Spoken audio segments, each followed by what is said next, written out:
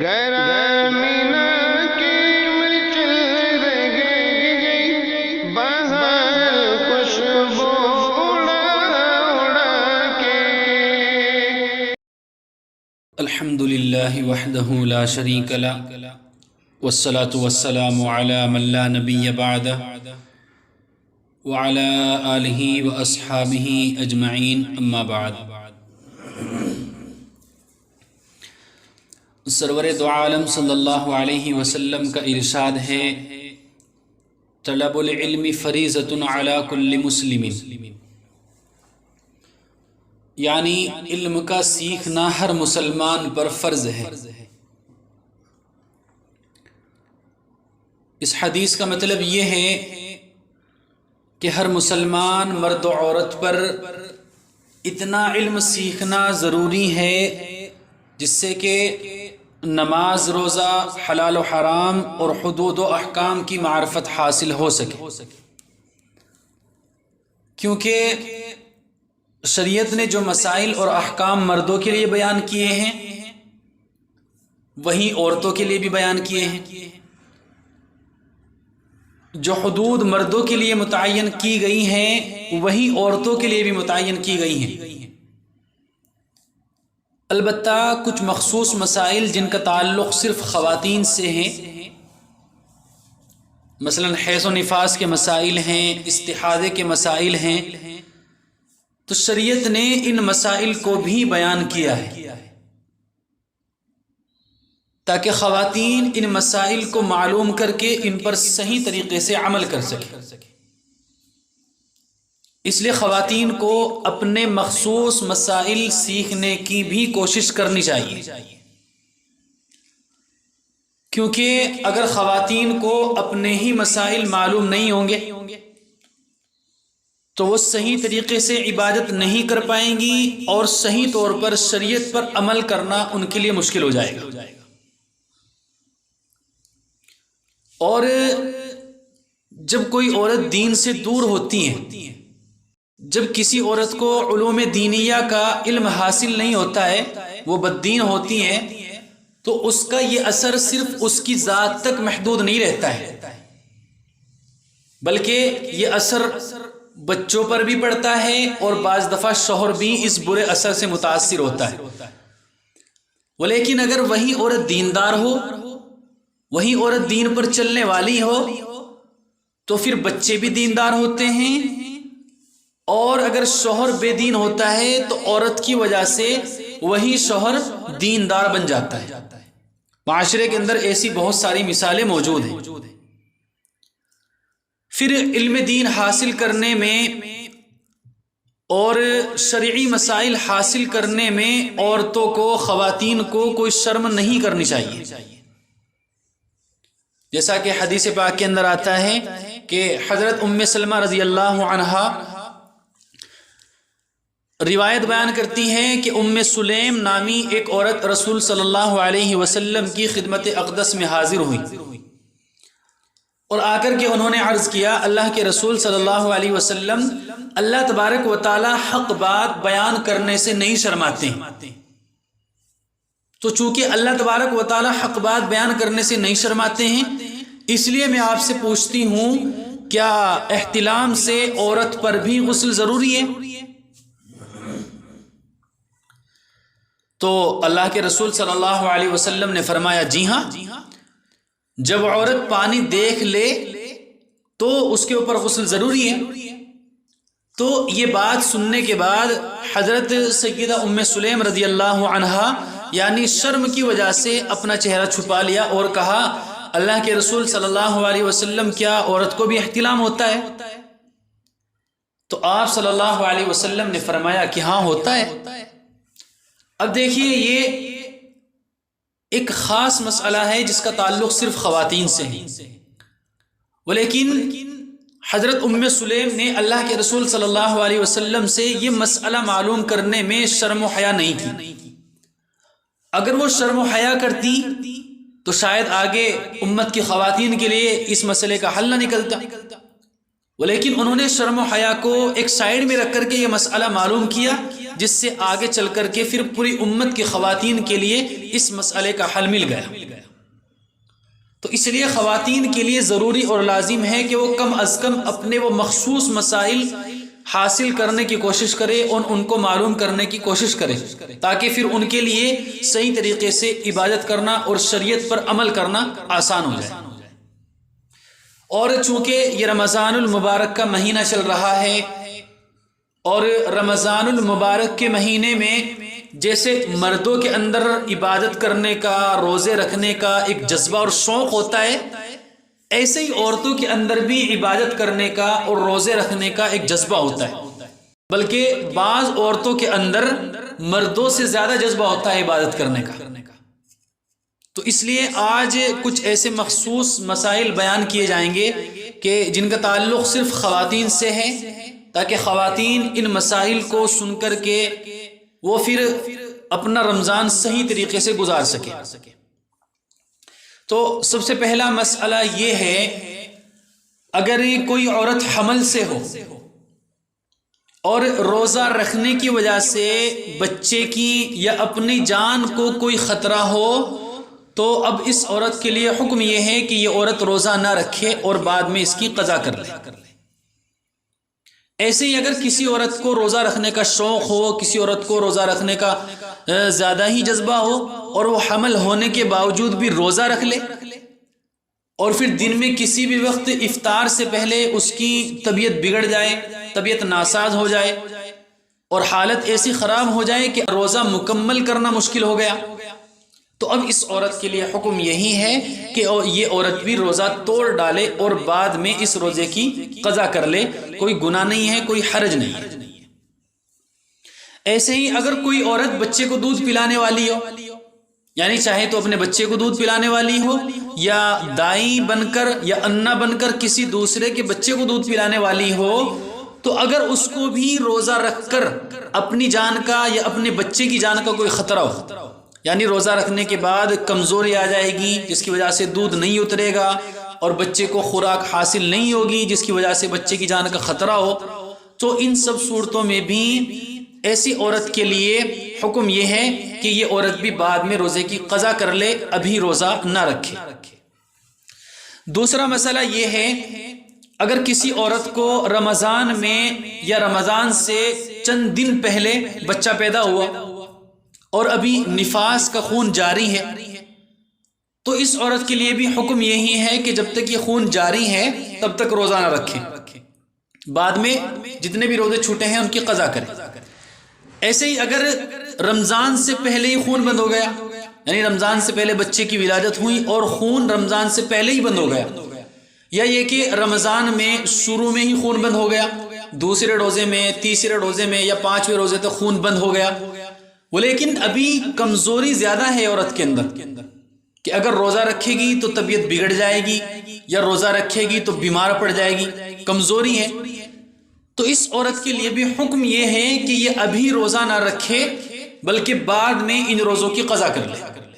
جب تک کہ بدن کے اندر ہمت نہ آ جائے، طبیعت بحال نہ ہو جائے اور روزہ رکھنے کی قوت پیدا نہ ہو جائے، تب تک کے لیے یہ روزہ نہ رکھے، بعد میں ان روزوں کی قضا کر لے۔ البتہ رمضان کے ادب کی وجہ سے سب کے سامنے کھانے پینے سے بچے، سب کے سامنے نہ کھائے پیے۔ تیسرا مسئلہ یہ ہے، اگر کسی عورت نے روزہ رکھ کر یا وضو کرنے کے بعد اپنے بچے کو دودھ پلا دیا یا کسی دوسرے کے بچے کو دودھ پلا دیا، تو نہ اس کا روزہ ٹوٹے گا اور نہ ہی اس کی وضو ٹوٹے گی، یعنی روزہ رکھنے کے بعد بھی عورت دودھ پلا سکتی ہے اور وضو کرنے کے بعد بھی دودھ پلا سکتی ہے، اس کے اندر کوئی حرج نہیں ہے۔ چوتھا مسئلہ یہ ہے، اگر کوئی عورت روزہ رکھ کر دوپہر میں، دن میں کسی بھی وقت اپنے شوہر کے پاس لیٹ جائے یا شوہر کا بوسہ لے لے یا شوہر سے بغلگیر ہو یا میاں بیوی آپس میں پیار و محبت کی باتیں کرے، تو ان سب صورتوں میں بھی روزہ نہیں ٹوٹے گا، یعنی روزے کی حالت میں یہ تمام باتیں کر سکتے ہیں۔ البتہ اگر جوانی کا اتنا جوش ہو کہ ان سب باتوں سے صحبت کا خطرہ ہو کہ اگر یہ تمام باتیں کی گئی تو صحبت کر لی جائے گی، تو پھر یہ تمام باتیں کرنا مکروہ ہے، ان تمام باتوں سے احتیاط کی جائے۔ اور اگر یہ سب باتیں کرتے ہوئے یعنی میاں بیوی آپس میں ایک دوسرے سے بغل گیر ہوتے ہوئے، ایک دوسرے سے پیار و محبت کی باتیں کرتے ہوئے اگر کسی کا انزال ہو گیا، یعنی بیوی کا انزال ہو جائے یا شوہر کا انزال ہو جائے، تو جس کا بھی انزال ہوگا یا دونوں کا انزال ہو گیا تو پھر دونوں کا روزہ ٹوٹ جائے گا، جس کا بھی انزال ہوگا اس کا روزہ ٹوٹ جائے گا۔ ایسے ہی اگر پیار و محبت کی باتیں کرتے ہوئے یا عشقیہ باتیں کرتے ہوئے یا بغل گیر ہوتے ہوئے صحبت کر لی گئی تو پھر یہ اور بھی بڑا جرم ہے، اس کے اندر روزہ بھی ٹوٹ جائے گا اور بعد میں اس روزے کی بھی قضا کرنی پڑے گی اور کفارہ بھی ادا کرنا پڑے گا۔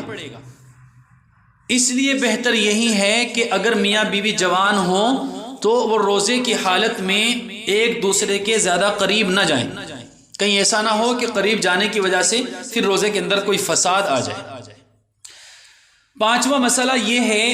کہ رمضان کی رات میں بیوی سے صحبت کرنا بھی جائز ہے۔ بعض عورتیں کم علم کی بنیاد پر رمضان میں رات کو صحبت کرنے کو غلط تصور کرتی ہیں اور یہ سمجھتی ہیں کہ رمضان کا مہینہ چل رہا ہے اور یہ سب کام کرنا گناہ ہے، حالانکہ ایسا نہیں ہے۔ اللہ تبارک و تعالیٰ نے قرآن کریم کے اندر ارشاد فرمایا ہے وَحِلَّ لَكُمْ لَيْلَةَ الصِّيَامِ الرَّفَثُ إِلَىٰ نِسَائِكُمْ۔ اللہ نے اس آیت کے اندر روزوں کی رات میں بیوی سے صحبت کرنے کو جائز قرار دیا ہے۔ تو اگر روزوں کی رات میں بیوی سے صحبت کرنا غلط ہوتا یا گناہ ہوتا تو اللہ تبارک و تعالیٰ اس کو بیان فرماتے، لیکن اللہ نے اس کی اجازت دی ہے، تو اس لیے روزوں کی رات میں اگر کوئی میاں اپنی بیوی سے صحبت کرنا چاہے تو وہ کر سکتا ہے، اس کے اندر کوئی حرج نہیں ہے، کوئی گناہ نہیں ہے۔ ایسے ہی اگر سحری کھانے کے بعد شوہر نے بیوی سے صحبت کی، سحری کا وقت ختم ہونے سے پہلے میاں بیوی اس کام سے فارغ ہو گئے تو اس صورت میں بھی روزے پر کوئی اثر نہیں پڑے گا، روزہ بدستور قائم رہے گا، کیونکہ جو صحبت کی گئی ہے وہ روزہ شروع کرنے سے پہلے کی گئی ہے، وہ سحری کے وقت میں کی گئی ہے، اور روزہ شروع کرنے سے پہلے اپنی بیوی کے ساتھ ہر قسم کا کام جائز ہے، صحبت بھی جائز ہے۔ تو اس لیے اگر روزہ شروع کرنے سے پہلے سحری میں بھی اگر بیوی سے صحبت کر لی گئی تو اس سے بھی روزے پر کوئی فرق نہیں پڑے گا، حتیٰ کہ اگر میاں بیوی دونوں ہی نے ناپاکی کی حالت میں کیوں نہ روزہ شروع کیا ہو تب بھی روزے پر کوئی فرق نہیں پڑے گا۔ آٹھواں مسئلہ یہ ہے اگر رات میں بیوی سے صحبت ہوئی یا کسی خاتون کو حیض کا خون جاری ہو گیا اور ناپاکی کی حالت میں ہی بیوی اپنے شوہر کے لیے، بچوں کے لیے، گھر والوں کے لیے سحری کا کھانا تیار کرے تو اس کے اندر بھی کوئی گناہ نہیں ہے، کوئی حرج نہیں ہے۔ البتہ بہتر یہ ہے کہ اگر بیوی پاک ہونے کے بعد سحری تیار کرے اور کھانا تیار کرے، خود بھی سحری کھائے، بچوں کو بھی سحری کھلائے، شوہر کو بھی سحری کا کھانا کھلائے پاک ہونے کے بعد، تو یہ اور زیادہ اچھا ہے۔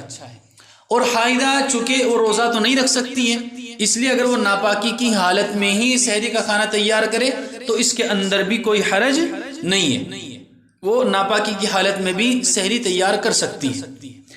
نواں مسئلہ یہ ہے اگر کوئی عورت روزہ رکھ کر دن میں بناؤ سنگار کرے، میک اپ کرے، یعنی سر میں تیل لگائے اور آنکھوں کے اندر سرما لگائے، ہونٹوں پر سرخی یا لپسٹک لگائے، اس سے بھی روزے پر کوئی اثر نہیں پڑتا ہے، اس سے بھی روزہ بدستور قائم رہتا ہے۔ البتہ یہ خیال رہے کہ جب ہونٹوں پر سرخی یا لپسٹک لگائے تو اس کا کوئی ذرہ حلق کے اندر نہ جانے پائے، کیونکہ اگر اس کا کوئی ذرہ حلق کے اندر چلا گیا تو اس صورت میں پھر روزہ فاسد ہو جائے گا، روزہ ٹوٹ جائے گا، بعد میں اس روزے کی قضا کرنی پڑے گی۔ اس لیے بہتر یہی ہے کہ ہونٹوں پر کوئی چیز لگاتے ہوئے یہ خیال رکھا جائے کہ اس کا کوئی ذرہ حلق میں نہ جانے پائے۔ اولاً تو بہتر یہی ہے کہ روزے کی حالت میں اس چیز سے بچا جائے۔ ایسے ہی اگر عورت روزہ رکھ کر غسل کرے اور غسل کرتے ہوئے وہ اپنے مخصوص مقامات کی صفائی کرے تو روزے کی حالت میں بھی اپنے مخصوص مقامات کی صفائی کرنا، اس سے بھی روزے پر کوئی فرق نہیں پڑتا ہے، روزہ بدستور قائم رہتا ہے۔ 10واں مسئلہ یہ ہے، اگر کسی عورت کو روزہ رکھنے کے بعد حیض شروع ہو گیا، یعنی دن میں کسی بھی وقت، ظہر کے وقت ہو، عصر کے وقت ہو، حتیٰ کہ افطار سے چند منٹ پہلے بھی اگر حیض شروع ہو گیا، تب بھی اس کا یہ روزہ فاسد ہو جائے گا، یہ روزہ ختم ہو جائے گا، بعد میں اس روزے کی قضا کرنی پڑے گی۔ البتہ بہتر یہ ہے کہ حیض اور نفاس والی عورت کو چاہیے کہ سب کے سامنے کھانے پینے سے تو بچے، البتہ تنہائی میں روزے داروں کی طرح بھوکی پیاسی نہ رہے، بلکہ تنہائی میں کچھ کھا پی لے۔ ایسے ہی اگر کسی کو حیض کا خون آ رہا تھا اور سحری ختم ہونے کے بعد کسی بھی وقت خون بند ہو گیا، یعنی دن میں 10 بجے، 9 بجے، 8 بجے سحری ختم ہونے کے بعد خون بند ہوا اور وہ عورت غسل کر کے پاک ہو گئی،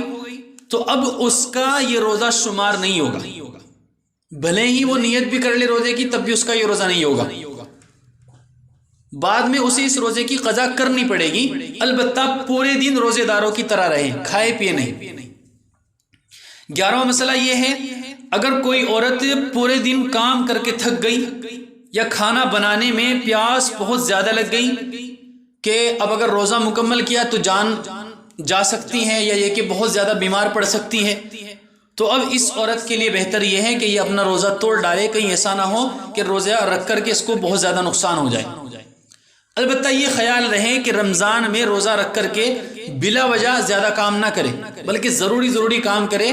کہیں ایسا نہ ہو کہ بلا وجہ کام زیادہ کیے جائیں اور کام زیادہ کرنے کی وجہ سے روزہ رکھنا محال ہو جائے، تو بلا وجہ روزہ رکھ کر کے کام زیادہ کرنا یہ درست نہیں ہے، ضروری کام کر لیے جائیں وہ کافی ہے۔ ایسے ہی اگر کسی عورت کا شوہر بدمزاج ہو، کسی عورت کا شوہر بہت زیادہ سخت ہو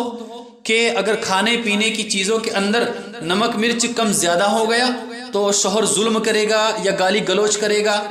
تو شوہر کے اس ظلم سے بچنے کے لیے عورت کے لیے فقہاء نے اجازت دی ہے کہ وہ کھانا بناتے وقت اس کھانے کو چکھ سکتی ہیں تاکہ وہ نمک مرچ برابر رہے، صرف چکھ سکتی ہیں، چکھنے میں کوئی حرج نہیں ہے، کہیں ایسا نہ ہو کہ نمک مرچ زیادہ ہو گیا تو شوہر ظلم کرے گا یا گالی گلوچ کرے گا، تو اس عورت کے لیے گنجائش دی ہے فقہاء نے کہ یہ کھانا بناتے وقت کھانے کو چکھ سکتی ہے تاکہ نمک مرچ برابر رہے، اس صورت میں بھی اس کا روزہ نہیں ٹوٹے گا، روزہ بدستور قائم رہے گا۔ 12واں مسئلہ یہ ہے کہ مردوں کی طرح عورتوں پر بھی تراویح کی نماز سنت موقدہ ہے، یعنی بلا عذر یا کسی مجبوری کے بغیر اس کو اگر کوئی عورت چھوڑے گی تو گنہگار ہوگی۔ البتہ عورتوں کو مردوں کی طرح جماعت سے تراویح نہیں پڑھنی چاہیے، بلکہ وہ تنہا اپنے گھروں میں رہ کر کے تراویح کی نماز مکمل کرے، تراویح کی نماز پڑھے۔ ہاں یہ مسئلہ ہے، یہ عورتوں کے لیے گنجائش ہے کہ اگر کوئی عورت پورے دن کام کرنے کی وجہ سے تھک جائے اور عشاء کی نماز پڑھنے کے بعد اب تراویح پڑھنے کی اس کے اندر ہمت نہ ہو کہ تراویح نہیں پڑھ سکتی ہے، اتنی ہمت نہیں ہے، تو اب اس کے لیے گنجائش یہ ہے کہ یہ عورت ابھی تو آرام کرے، پڑھ کر کے سو جائے، اور سحری میں اٹھ کر کے اگر وہ تراویح کی نماز پڑھنی چاہے تو سحری میں بھی تراویح کی نماز پڑھ سکتی ہے، کیونکہ تراویح کا وقت سحری کا وقت ختم ہونے تک ہے، سحری کا وقت ختم ہونے سے پہلے تراویح پڑھ سکتے ہیں، اس کی گنجائش ہے۔ تو اس لیے اگر کوئی عورت رات میں تراویح نہ پڑھ پائے تو وہ صبح میں سحری کے وقت بھی تراویح پڑھ سکتی ہیں، تراویح کو چھوڑنا یہ گناہ ہے، تراویح کو نہ چھوڑا جائے۔ ولیکن اگر تراویح چھوڑ ہی دی گئی، سحری میں بھی نہیں پڑھی، تو اب تراویح کی قضا نہیں ہے، اگلے دن تراویح نہیں پڑھی جائے گی، بلکہ اب اللہ تبارک و تعالیٰ سے صرف توبہ اور استغفار کرے۔ تو یہ چند مخصوص مسائل تھے کہ جن کا تعلق صرف عورتوں سے ہے، تو اس لیے وہ ان مسائل کو اچھی طرح سے سمجھ کر کے پھر ان پر عمل کرنے کی کوشش کرے اور اپنی حالت کو دیکھے کہ ہم کس حالت سے گزر رہے ہیں، پھر اس کے بعد وہ روزہ رکھے اور اللہ تبارک و تعالیٰ کی عبادت کرے۔ وآخر دعوانا ان الحمد للہ رب العالمین۔